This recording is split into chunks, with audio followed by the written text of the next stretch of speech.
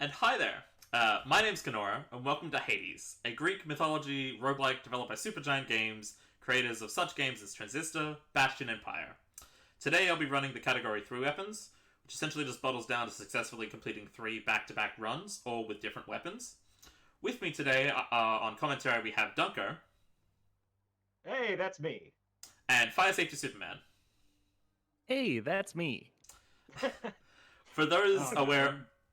For those aware of the game's progression system, this is my Mirror of Night setup, which we'll briefly go over a little bit throughout the run.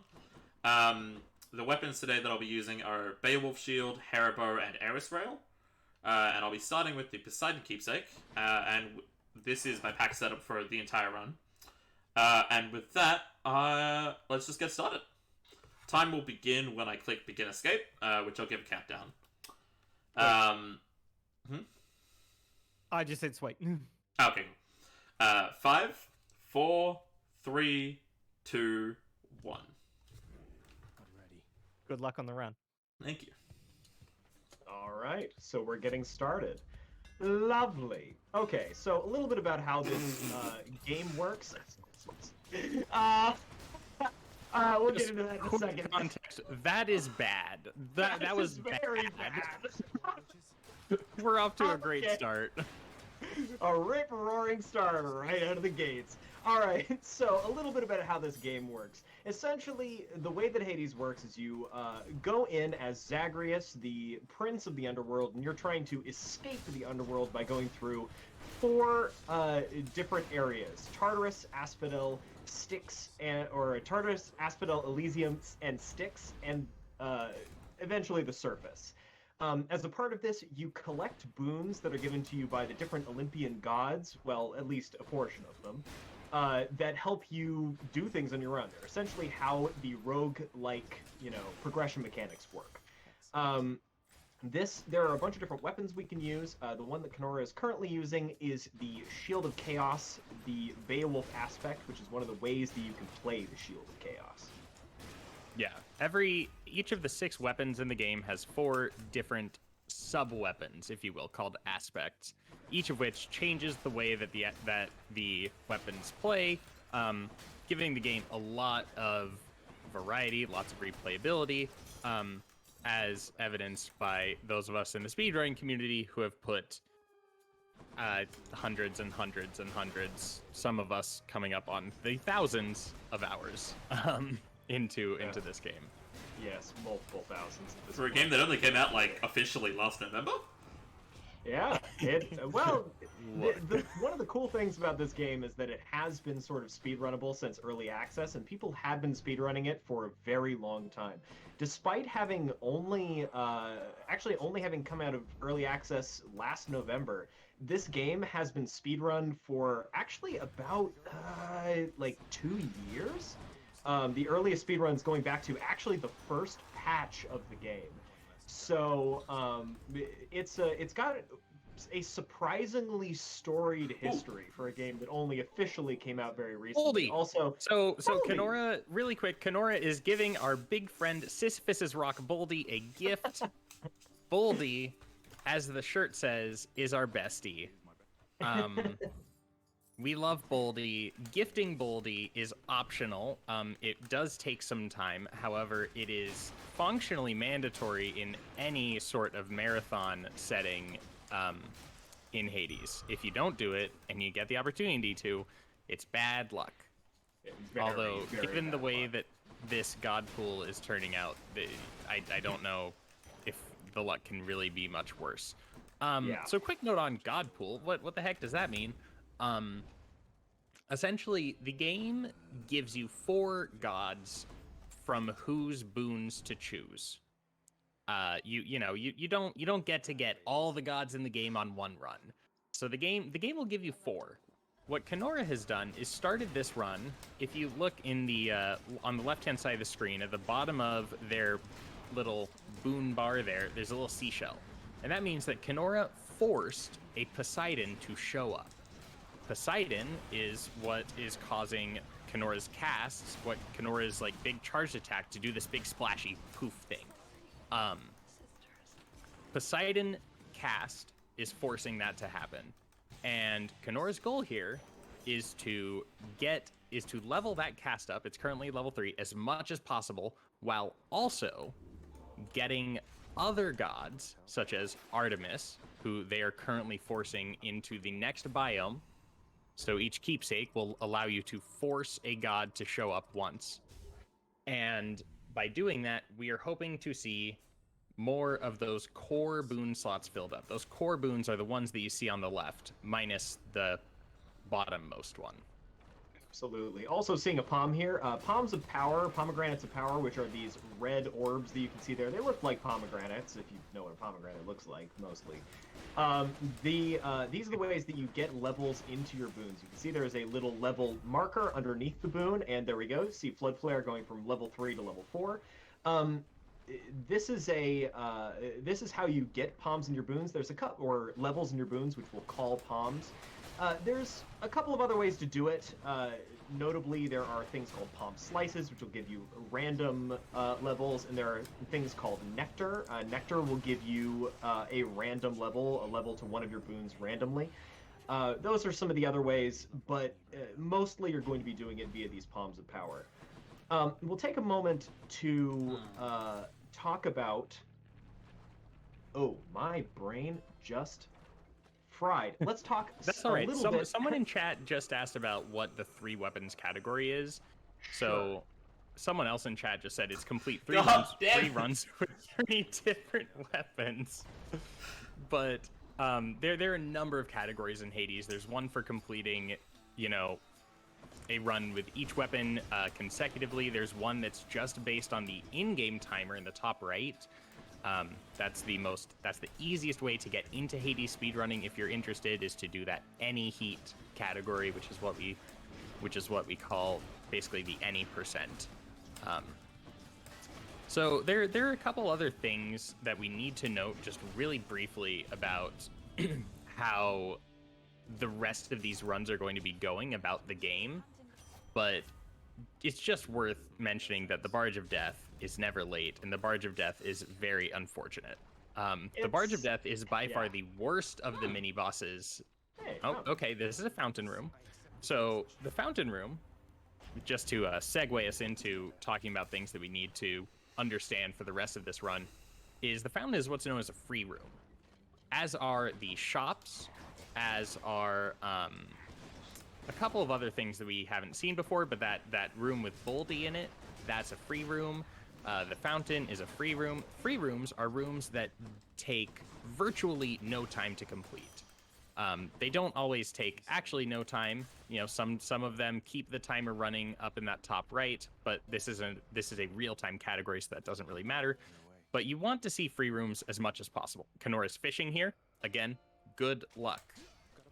We are blessing the run by fishing. Not a perfect catch, however. Yeah. Continue on the free rooms, though. Yeah. So that's functionally how free rooms work. There are a number of them. You essentially just want to see as many as you possibly can. Mini bosses, the bosses mid biome with the little skulls on the doors. Those are kind of free rooms, kind of not. Those are a little complicated because there are ways to they will always be offered, but sometimes for various reasons you will end up not taking them. Sometimes they're offered against other free rooms. Sometimes they just, very rarely, they just don't show up when they need to. But essentially you just want free rooms. Free rooms don't have combat, they're quick, they're fast, and that's good for speedrunning. One of the other things about free rooms is that they vary in quality based on where you are in the game. Yes. So each of the different biomes in this, which we call the 4 different areas, we call them biomes, Tartarus, Asphodel, Elysium, and Styx. Each of them has a set length, except for Styx, which we'll go into in a bit. The first 3 biomes all have a set length, and as a part of that, they get harder and harder as you get closer and closer to the end of the biome. They have there's something called a challenge rating. The exact details are unimportant, but think that there are more and tougher enemies the later you get into a biome. So when you get a free room, the later you can get it into any given biome, the better it is for you. because you're going to be skipping a tougher combat. Which we're currently going to be going into Elysium with a free room at the start. This is nice. A chaos at the beginning means that we could get some nice stuff at the end. We'll see how that goes. And also getting an extra cast, which is very nice here, because a little bit about Beowulf. Beowulf is what we call a cast weapon. The way that Beowulf works is that it has a very unique set of mechanics related to its cast, which are these little red stones that you can see flying out of Zagreus. You might have noticed that there's been a lot of gigantic blue explosions happening for most of this run. That's because some weapons in Hades tend to focus more on their attack or their special, some of their more normal abilities. Beowulf and the weapon that we'll see after this, Hera, both focus exclusively, well, mostly exclusively, on their cast. There it is. The way that the cast works, nice. We'll talk about that in just a sec. The way the cast works on Beowulf is that Beowulf likes to load its casts. Most weapons just shoot their cast out of their hands. On Beowulf, you load your cast into your weapon and do this big old charge attack, and at the end point of the charge attack, all your casts fire out. So it's able to do this massive shooting cast damage, and it also has a number of key bugs that we exploit, one of which is with the boon that you just saw them pick up. Yeah, so that's a boon called Mirage Shot. That is a duo boon. The way that duo boon, just very briefly, duo boons are green boons. They're good. Green boons are good. That was a charge shot is also quite good. Anyway, so duo boons require you to have two boons. Almost always they will be core boons. So again, those boons that show on that left bar, core boons from two different gods. The core boon, the duo boon. My goodness, the duo boon between Artemis, whose attack Kenorah has, and Poseidon, whose cast Kenorah has, is called Mirage Shot. And what that is supposed to do is it makes it so that whenever you use a cast, a second weaker cast that does 30% damage will follow it. So you'll hit twice, once for 100% of your damage and once for 30% of your damage. But that's not actually how it works on Beowulf, because Beowulf is broken. Because Supergiant Games made Beowulf and said, hey, it's good enough. They did their best. Yeah, and hey, we knew about the nuclear power of Beowulf a long time ago when they were still updating the game. They didn't do anything about it. This is they knew about this, at least in some regard. So basically what Mirage Shot does on Beowulf is instead of firing a second cast at 30% of the damage of the original, it fires a second cast at 100% of the damage of the original. Which means that it doubles your damage. It just doubles your damage. Yeah, it's ridiculous. So that other thing that we reacted to very positively was a hammer called Charged Shot. So you'll notice when Kenorah charges up their attack, they no longer rush after it. So you might have seen that every time that they did the charge attack earlier, they were moving forward after they released the attack button. That's no longer the case. That is the result of Charge Shot, which is a dataless hammer for the shield. Hammers alter the way that your weapon actually works. So on the next weapon, which will be a bow, there's hammers that make you shoot 3 shots spread out instead of just 1 shot, which is obviously quite nice. But Kenorah got what is essentially the greatest hammer on the shield, on any shield aspect. And arguably one of the greatest hammers in the game. Charge Shot has an absolutely staggering amount of damage, considering that the basic shield rush attack does, I believe, like 25-30 damage on hit, and it increases with Charge Shot to 80, as well as being able to be fired at a long distance. It's absolutely incredible. you want it on every single shield that you can possibly get it on. And there, of all the 4 aspects, it's, if not the best hammer, it's one of the best. Saying hi to the friendly shade. There's one shade in this crowd.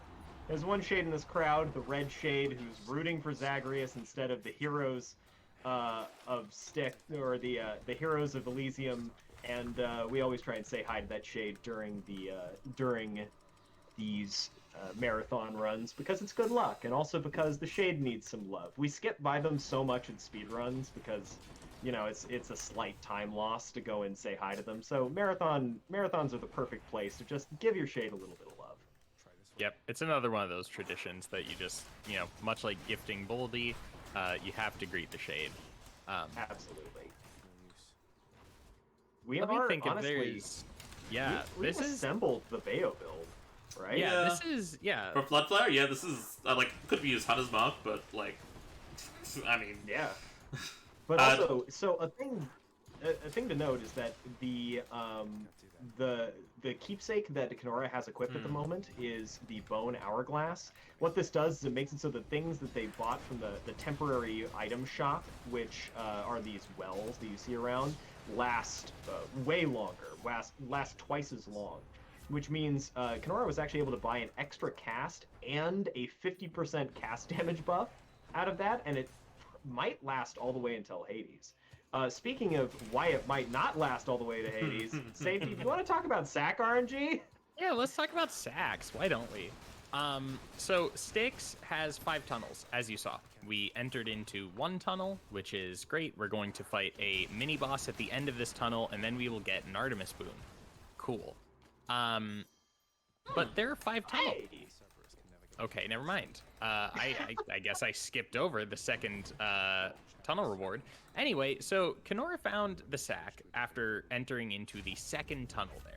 That is what we call a 2 sack. I know that we were close. Imagine if I got it fully loaded. That would have been something. Imagine. That would have been so nice. So my goodness.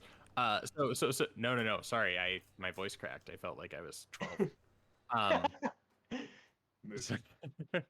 So that's what we call a 2 sack. That means that you found the sack in 2 tunnels. You literally cannot find a 1 sack. Just for anyone who's thinking about it, it's impossible. The odds of finding a 2 sack are about 54%. You have a 54% chance of finding that sack when you enter into the second tunnel. After that, the odds decrease logarithmically for each additional tunnel that you have not found it in. So if you don't find in the second one, then you have a 70% chance or so of having found it in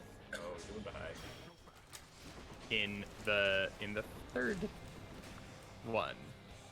In the third tunnel. Don't worry about it. Kenorah freaking us out right now. Kenorah is we're a little to, afraid that Kenorah might die. Oh. We're very afraid that Kenorah might die.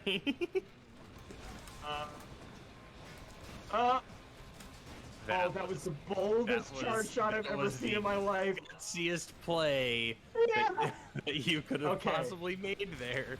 So normally you can go inside those lasers and hug your father to not get hit, but it's a bit risky at the moment. So, oh my god. Oh boy. Oh my god. Okay. Kenorah pulls.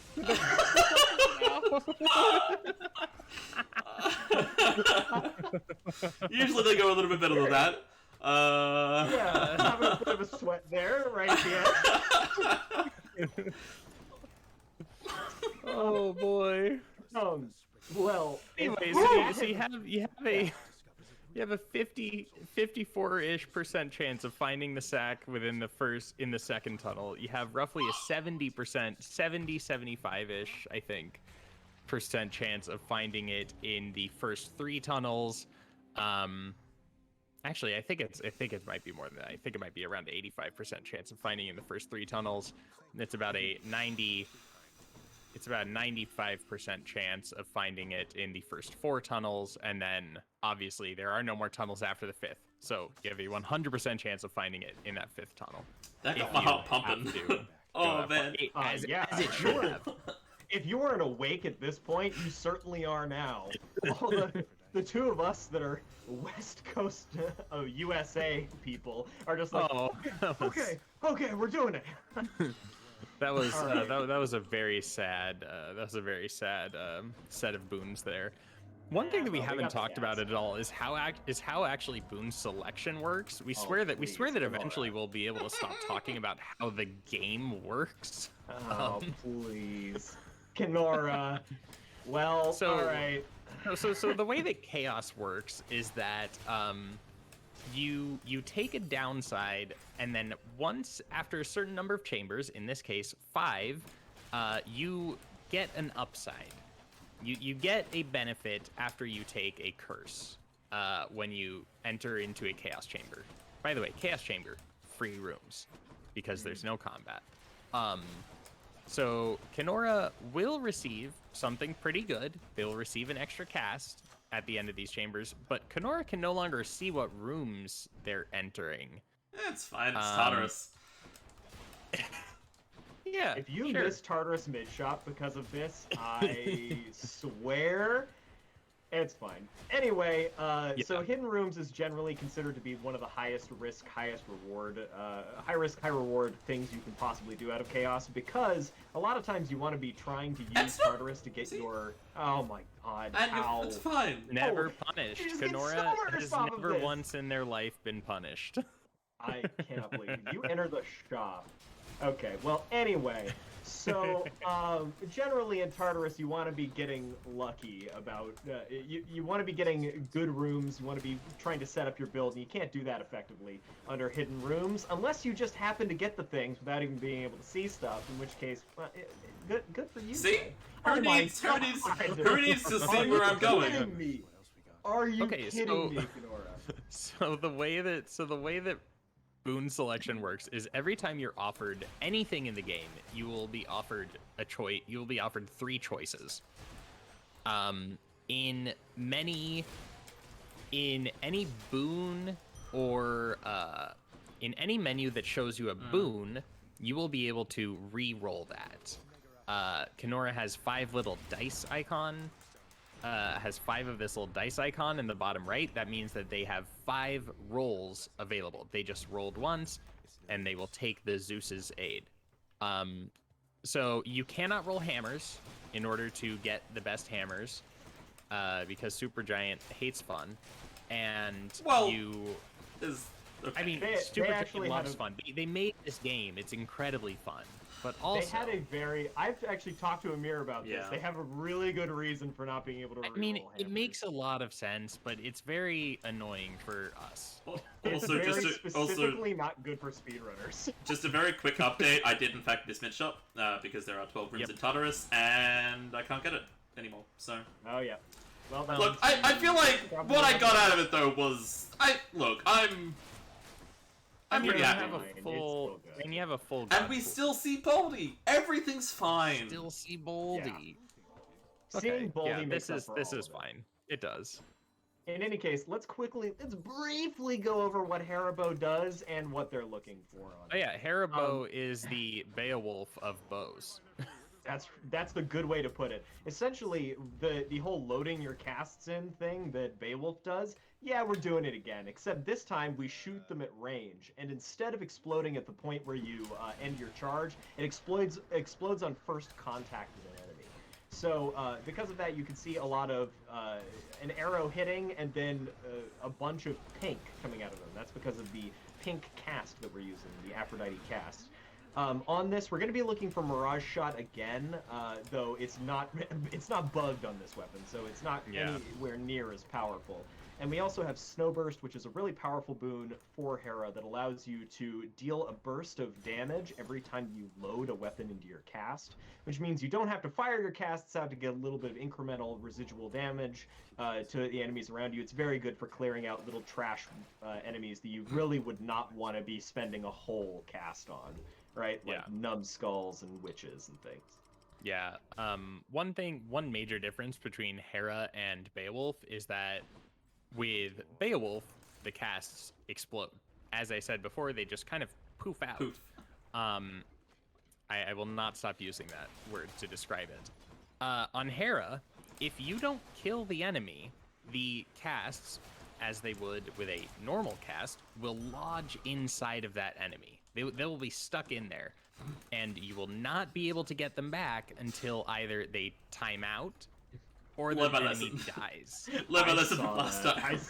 I saw that, Kenorah. Lesson learned: take health in the marathon.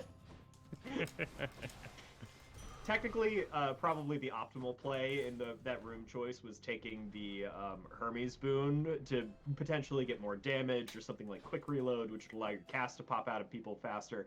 But Kenorah, learning from last time, taking health, because we safe around here. Yeah, it is important to it is important to stay alive, because believe it or not, the run doesn't count if you die. Yeah. I just want to point out, it is somewhat remarkable that Kenorah has really barge number 2 out of 3 barges. 2 out of 3 barges. Barge is a 33% chance of being. I got 2 barges on my Showo too. I got 2 barges, 2 witches. I remember that.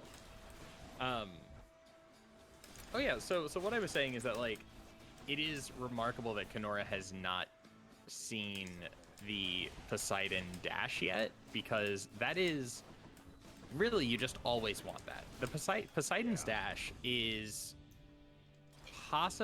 probably just the best core boon in the game.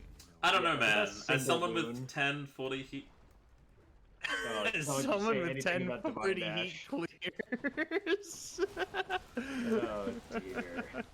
Well, I think that an 8.5 is pretty low for what is clearly the best aspect in the game. We're memeing on a copy pasta that the speedrun community has picked up on.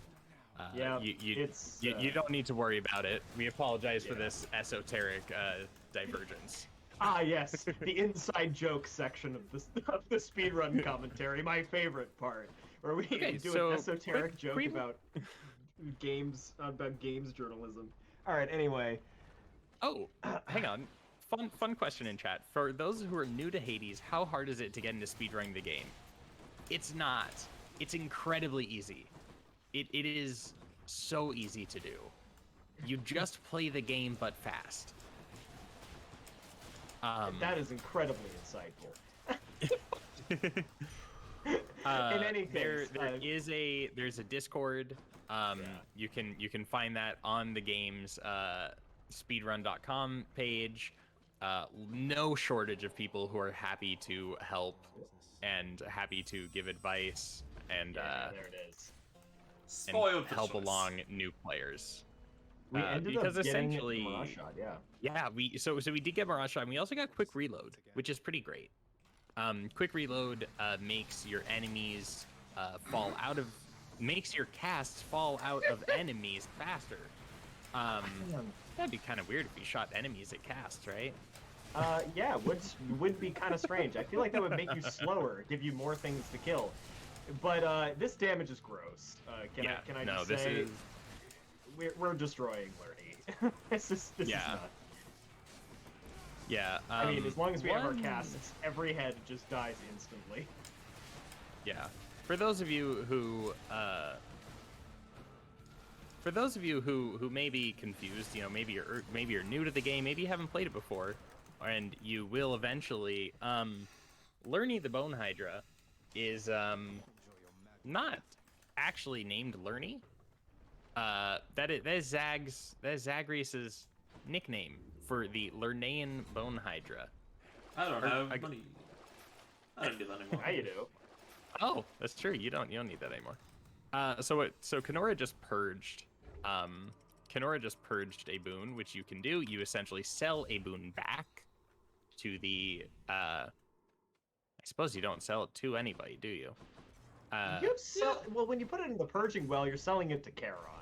I guess you do sell it to Charon. Speaking of Charon, there's an incentive that we've met, I believe. I think, we've hit it. We've already hit the incentive. So after this run, there's going to be a run of a very fun, very short category. In fact, the shortest category in Hades, called Charon percent, wherein we go. There's a chance in all of the mid shops, the medium biome shops in the game, to find a special sack, a special bag that's sitting behind the shopkeeper Charon.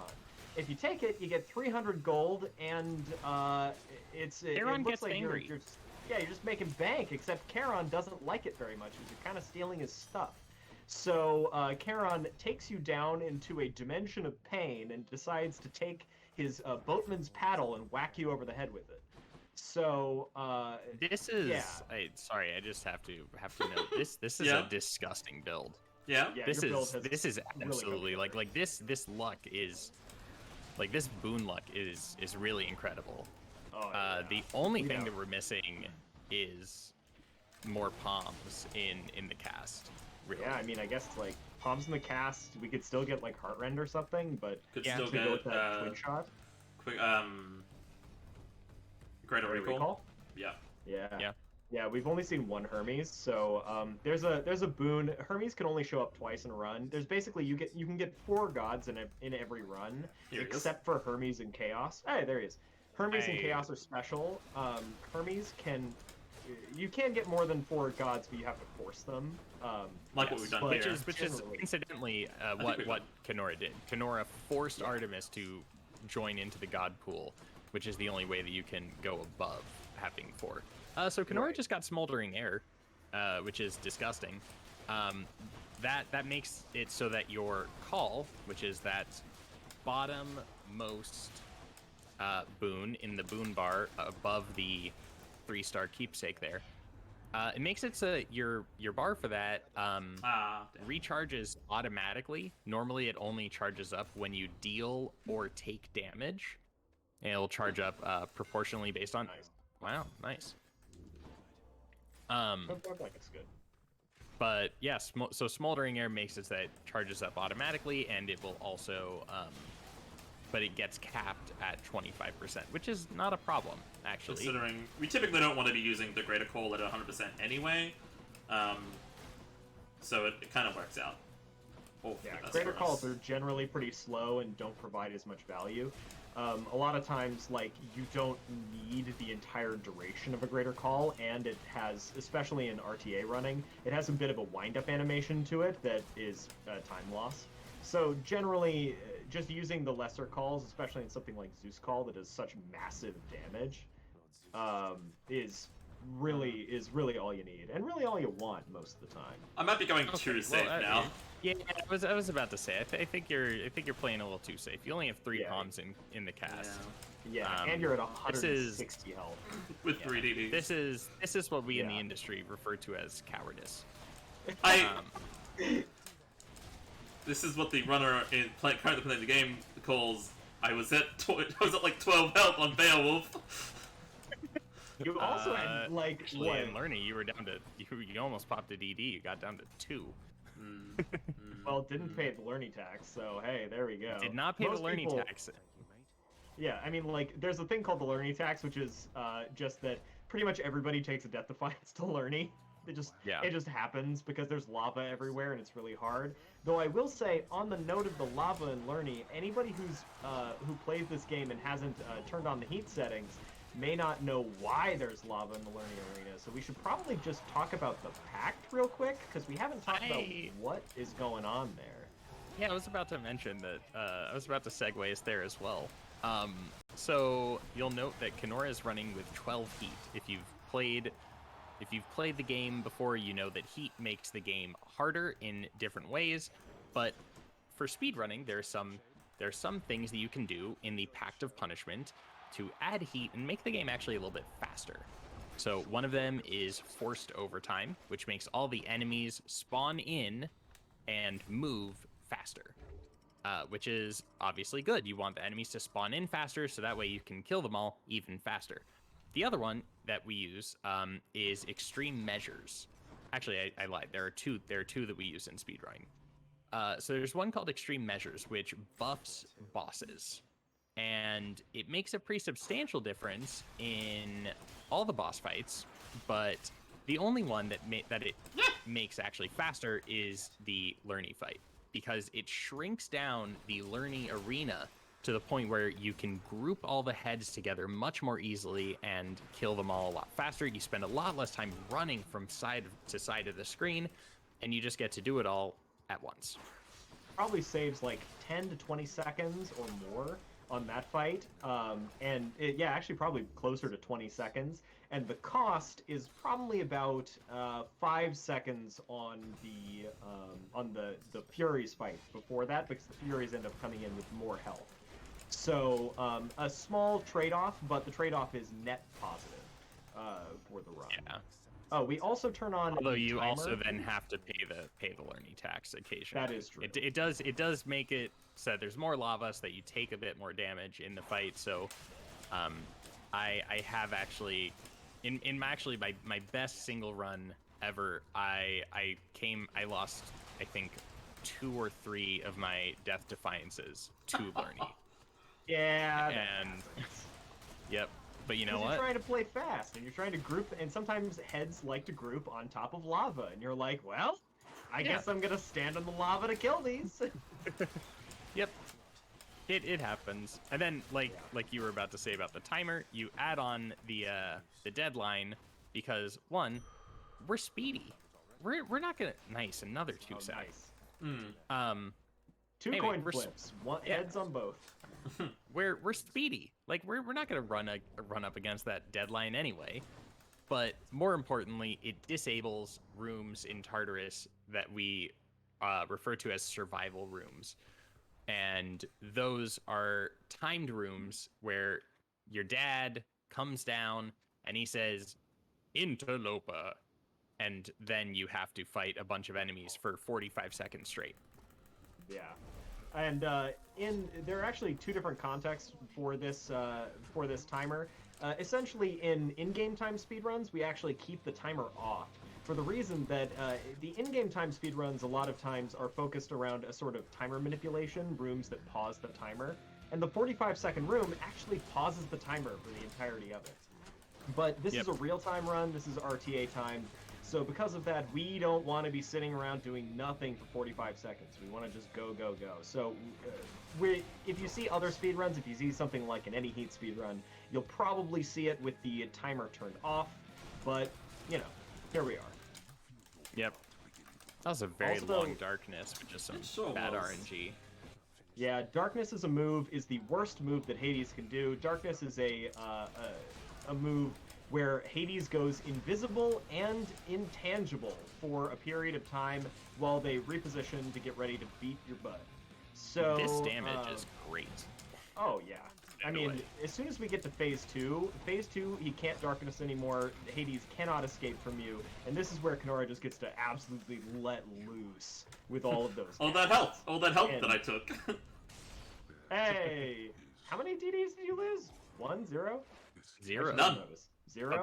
But they lived with like 3 HP. So okay, well, still. Okay, it was 6. Losing a death defiance is about a 4-second time loss, but like it's usually fine just to tank hits to deal damage. So hey, there we go. And now we're gonna go into the last weapon, Eris Rail. Eris Rail, you'll probably, if you see any Hades speedrunning, you're gonna see this weapon a lot, because Eris is sort of the notorious best weapon in quotes in the game.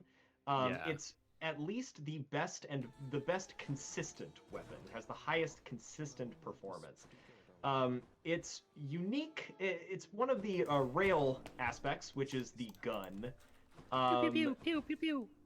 Exactly. As reenacted by Fire Safety Superman.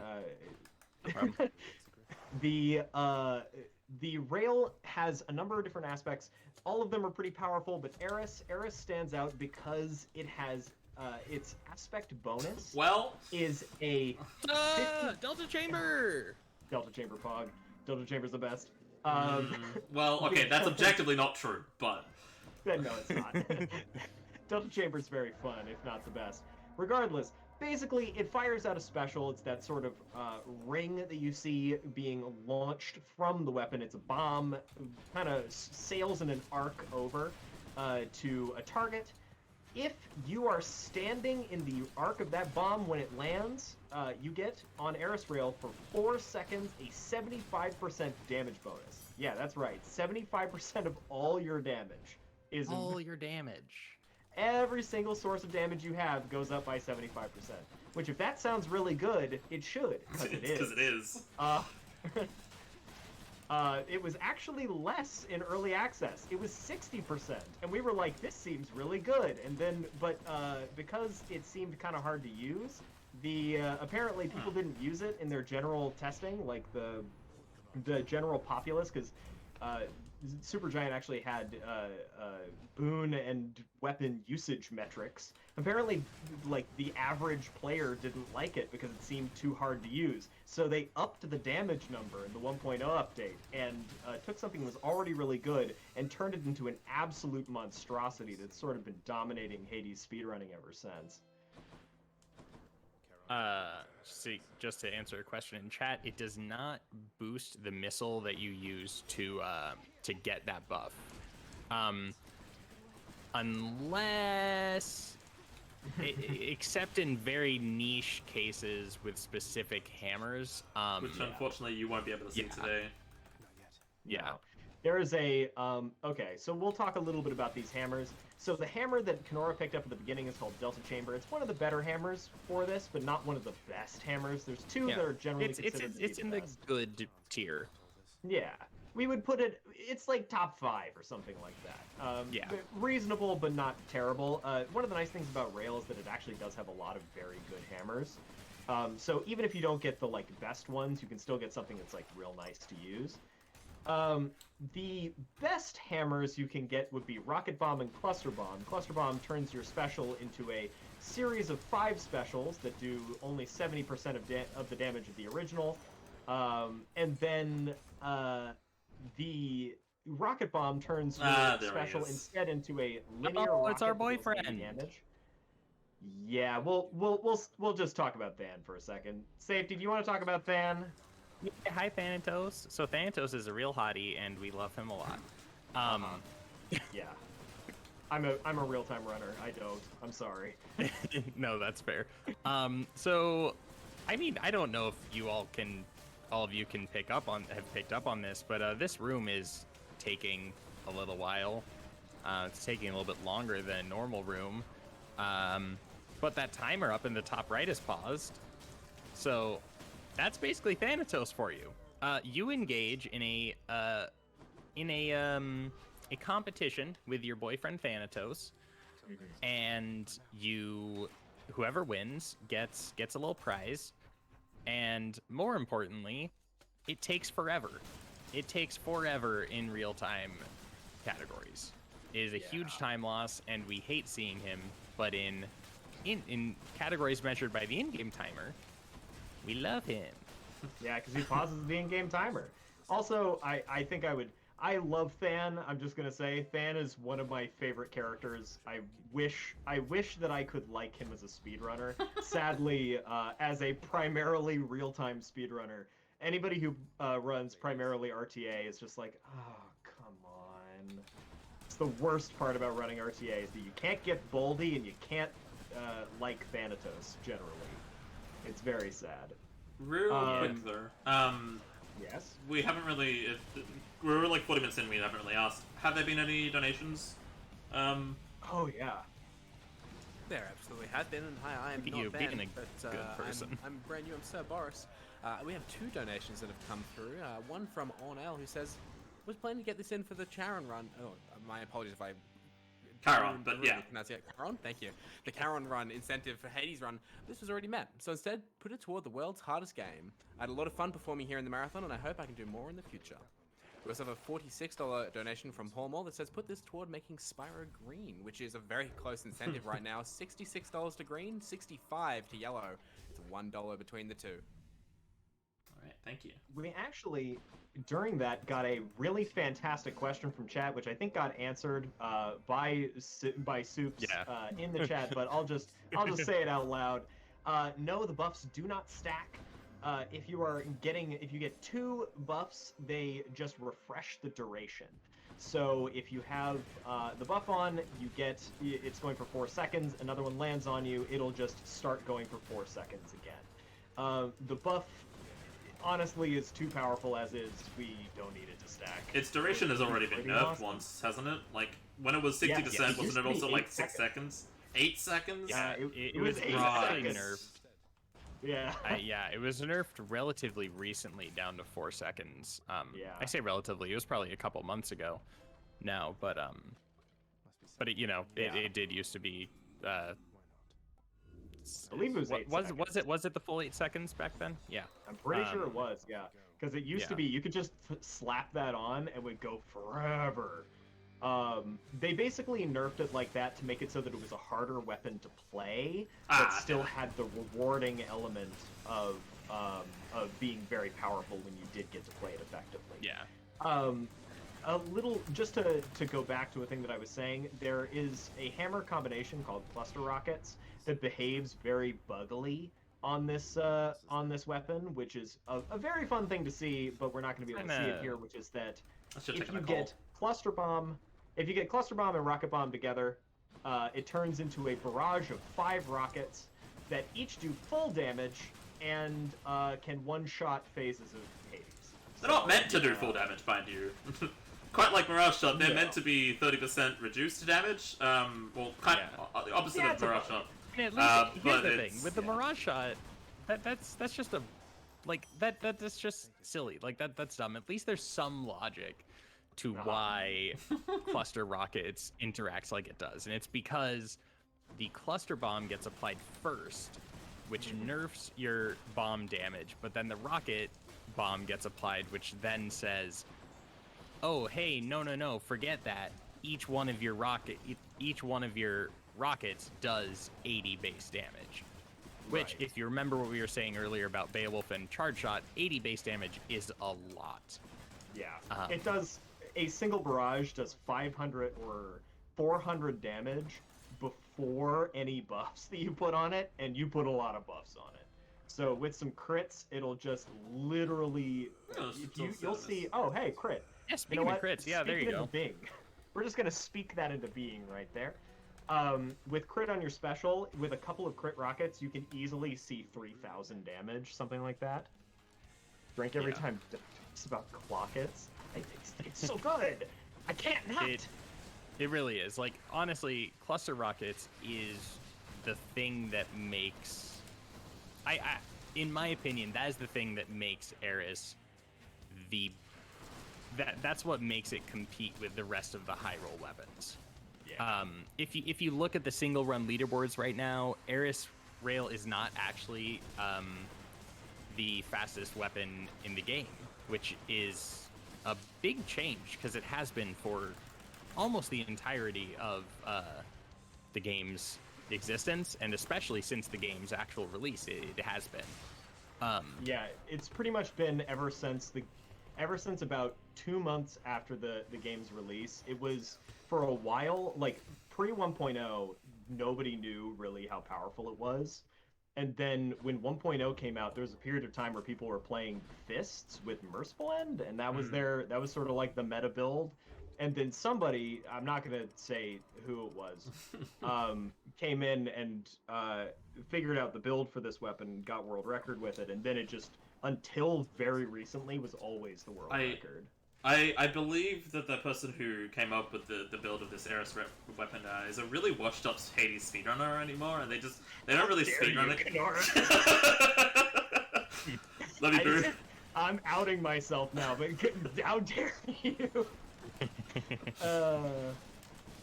In any case, it's actually kind of wild that the weapon is not on top.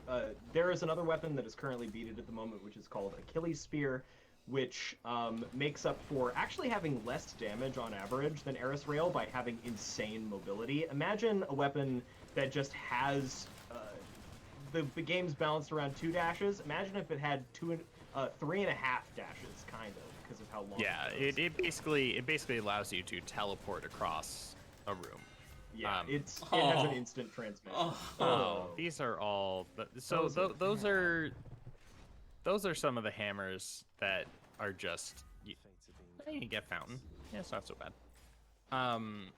Those are some of the hammers that you just never want to see those. None of those do anything. I mean, obviously they do things, but they're just not actually that good. They don't do enough to make you think at any point, oh yeah, this is worth having, especially over any of the other hammers. Yeah, there are 12 rail hammers, and of them, about, I would say 6 or 7 are like, hey, that's pretty decent to have around. And then there's those 3 were there are 3 of the 5. Or 4. Yeah. And then there are 3 or 4 of those like 6 or 7 hammers that are actually good. Yeah. You know, And, like a couple of those decent hammers are really just like, well, it's fine. Yeah, it's not bad. Yeah, it does something. But of the ones that we saw, those were definitely in that bottom half that don't really do anything. So no, they accomplish nothing. Earlier we talked about how mini bosses are considered a lot faster of a room than one of these typical encounter rooms. There is also a strategy, because the later in the biome that you encounter free rooms, as we like to see them, the longer in the game that you see them, the better, because it replaces a harder, longer room. So strategy devised where you can actually kind of push back when you would see your mini boss, because you can only see 2 mini bosses in Elysium: the butterfly ball, which I believe we saw once, and Asterius. We might have just seen Asterius twice. Yeah. Unfortunately, I tried to push it back, but then the second one actually got put up against my mid shot, which is usually seen as better because it actually is a free room. So it was a bit of a gamble, but unfortunately did not pay off.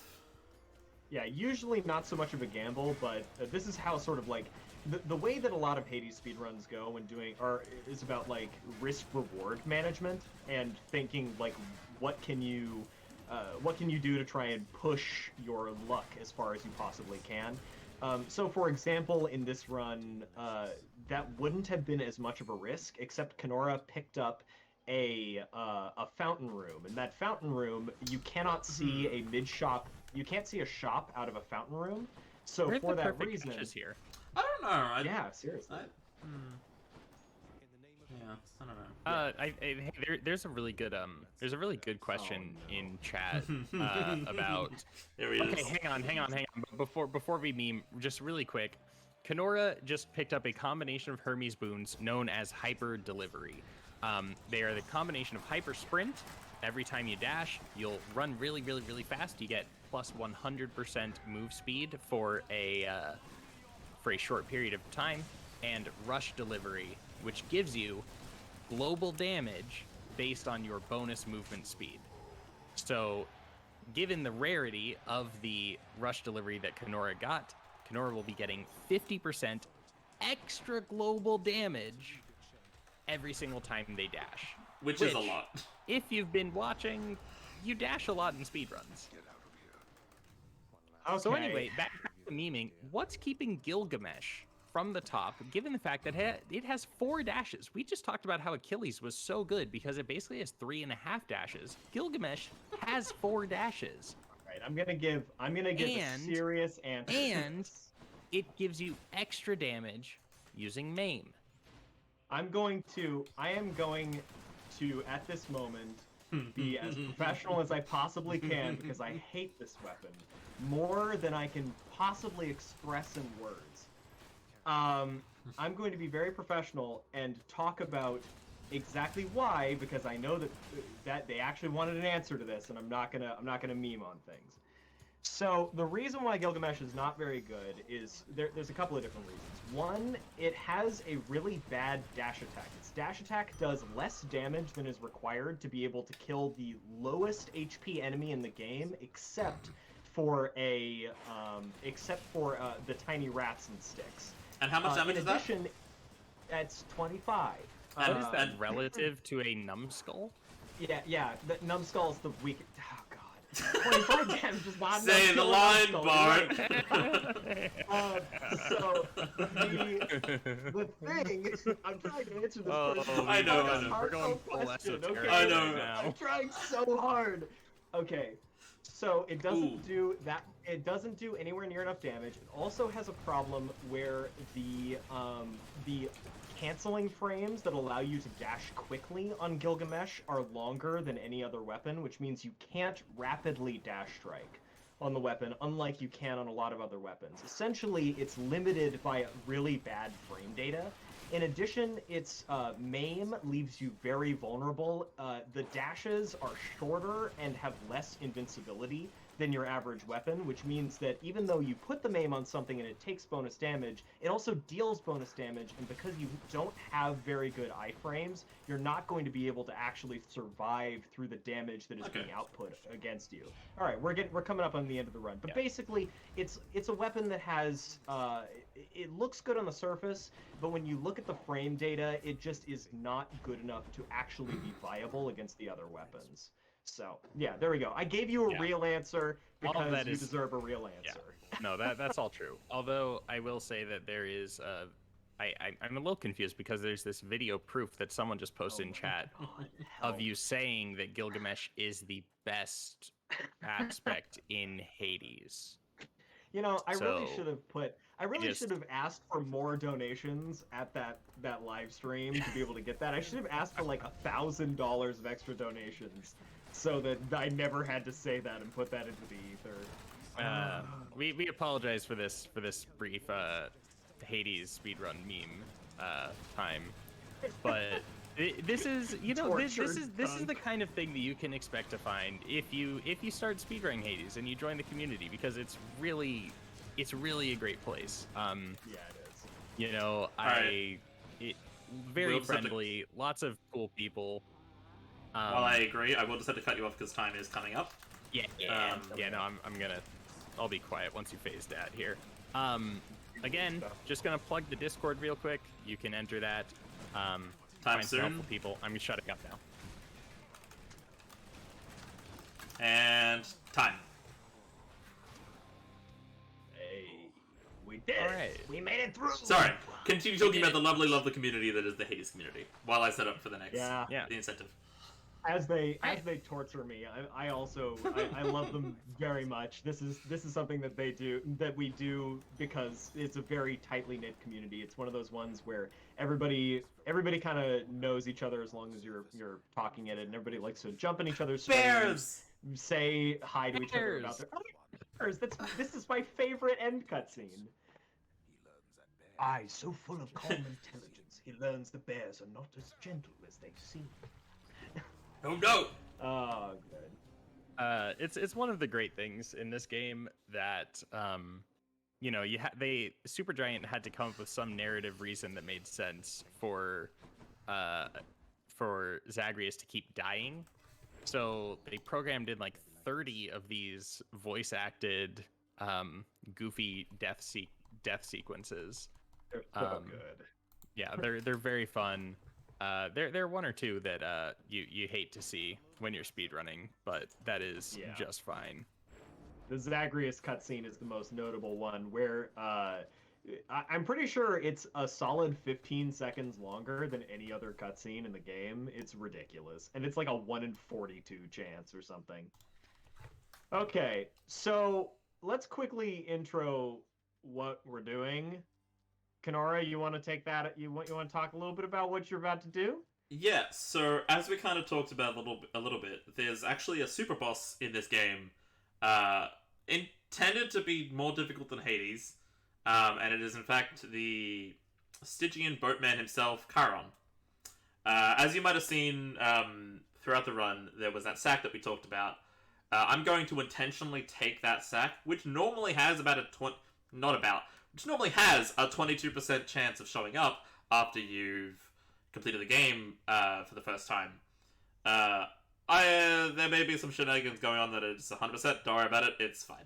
I'm going to be playing the aspect of Hestia, a different aspect of the rail, as well as using... I'm glad I double-checked this. Using the Shattered Shackle, which empowers a core boon your attack, special, or cast when it isn't empowered by a boon, which is going to be very important. And we're instead of using the Meg Keepsake, which I don't think we really fully talked about, we're going to be instead using the Thanatos Keepsake, which does do more damage but is a lot slower. But for the purposes of what we're using it for, it's a lot better. It can instantly phase the last phase of Charon, which is incredibly powerful in this case. Yeah. I don't believe we're timing this, but if you wanted to reset the timer, I can let you know when... Like, if we are wanting to time this, we can time this. Absolutely. Each time it can be reset. We can time it if you like. It's going to be like 2.5 minutes. Yeah, it won't be long. Runner's call. Well, there's a might as well time see it. the sack. Yeah, let's do it. Yeah. Oh, wow. Sucks good. Alright. So we'll time it.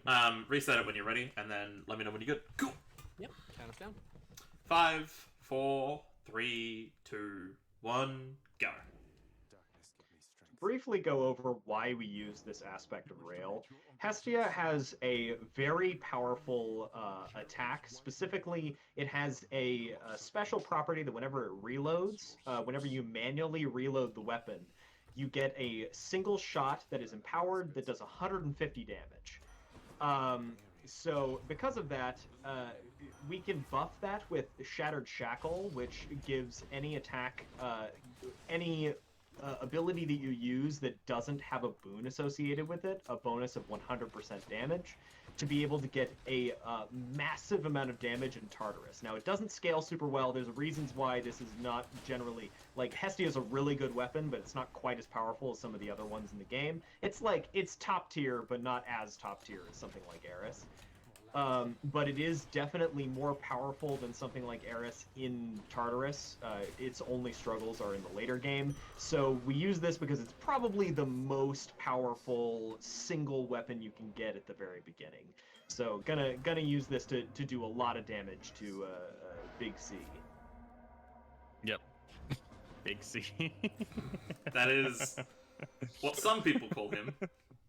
That's what I literally came up with to call him right now. So Yeah, I mean, you can just see like the crazy damage that Hestia is doing. One shot. It's very good at single target damage. Less so at room clearing. But thankfully, all we're really going to be using it for is its single target damage. Yeah, we're gonna use it to kill a single target. What's their name? Apparently Big C. Big C. That is if we see if we see the mid shop literally anytime today. Yeah, that is right. I'm on. So outside of Kenorah is totally not modified at all. I swear, guys. Game.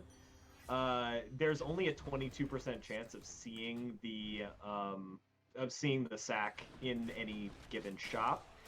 And also, where you see the shop varies wildly. I believe the world record in this category is like 1 minute and 52 seconds by Loon. Yeah. This is the one category in Hades that is essentially just no one tries it anymore because it's done. It's broken. That time will be almost... It functionally is impossible to beat that time. Wow, the sack's here. Here we go. Wow. All right, let's do it. It's here. So you'll notice that I basically have no boons. But that's also kind of what we wanted. Which is why we used the Shattered Shackle. Shattered Shackle. Hestia's a cool aspect. It's one of the ones that... One of the cool things about Hades speedrunning, just to go back to how fun and great this game is and how fun and great speedrunning it is that, there are 24 aspects in the game, and each one is someone's favorite aspect. Mm-hmm. And if you wanted to become... the best Gilgamesh player in the world, you absolutely can. I knew it. As soon as you said it's someone's favorite aspect, I was like, oh, we're coming back to Gilgamesh. Time is coming up. But I'm doing it without meaning. Wait, did I win? Oh wow, that was fast. How'd that and time. So that is why we Alright. use. Well, yeah, the rest of the run would go on, but that's the category. The reason why we use Thanatos' Keepsake Mort there is that it does do 1,000 more damage than Meg's, but it's a lot slower, but it's actually perfectly timed for that window there. Yeah. Instantly one-shots the last phase, making it so that this fight is nowhere near as long. Yeah. Yeah, it's pretty good. And the point is, with that, community's cool. Join yeah, it. the community is full of lovely, lovely people, and Wrist, and it honestly has made me feel. It has made me feel so welcomed and just overall, the community is so overwhelmingly wholesome and lovely, and I love coming back to it day in and day out, and I love and cherish all of you so much. And with that, that has been Hades. I stream Hades and Hollow Knight a little bit. As much as I don't stream as much as I want to. But yeah, feel free to check out the rest of the runs at this marathon, and thanks for coming by to Hades. Yeah, check Kenorah out. They have the Yeah. greatest overlay on Twitch. Well, second greatest overlay on Twitch. Lapis? Lapis. Yeah. we were all thinking Lapis. Twitch.tv/Kenorah, also twitch.tv/BigPotOfJam. Yes, absolutely. Fantastic, guys. Thank you very much for all those shout-outs. Up next, we have a bonus setup game, the Sonic Adventure DX Big Story. So I hope you out there in chat are ready for some more fishing, and see you very, very shortly. Stick around.